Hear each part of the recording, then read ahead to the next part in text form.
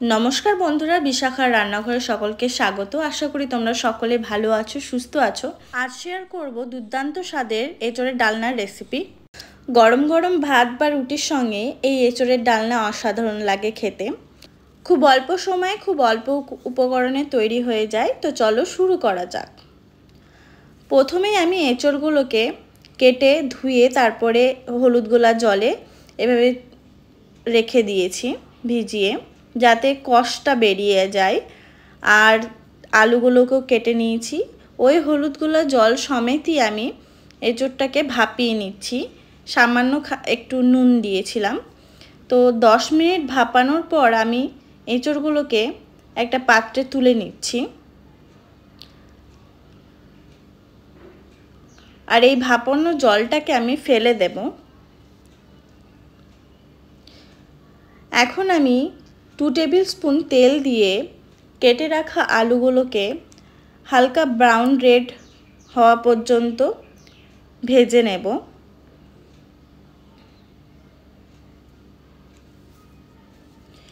তো দেখতেই পাচ্ছ হালকা ব্রাউন রেড হয়ে এসছে।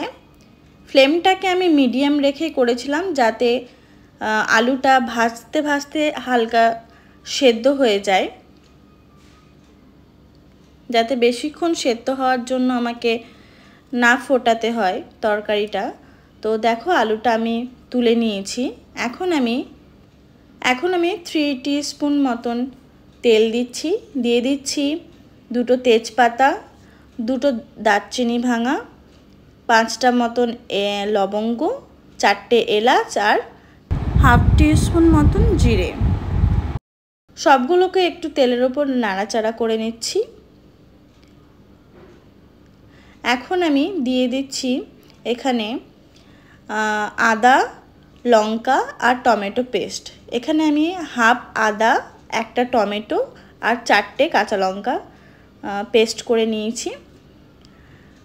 যাতে তেলের ওপর টমেটো দিলে না ছিটকায়, সেজন্য আমি নুনটা দিয়ে সামান্য নাড়াচাড়া করে নিয়ে এখন আমি দিয়ে দিচ্ছি জিরে গুঁড়ো, দিয়ে দিয়েছি ধনে গুঁড়ো, সামান্য পরিমাণ দিয়ে দিয়েছি কাশ্মীরি লঙ্কার গুঁড়ো। কাশ্মীরি লঙ্কার গুঁড়োটা আমি দিয়েছি কালারের জন্য।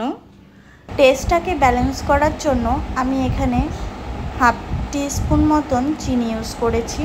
দিয়ে দিয়েছি হলুদ গুঁড়ো। সব উপকরণগুলো দিয়ে আমি নাড়াচাড়া করে এখন সামান্য পরিমাণ জল দিচ্ছি। অবশ্যই জলটা আমি গরম জল ইউজ করেছি।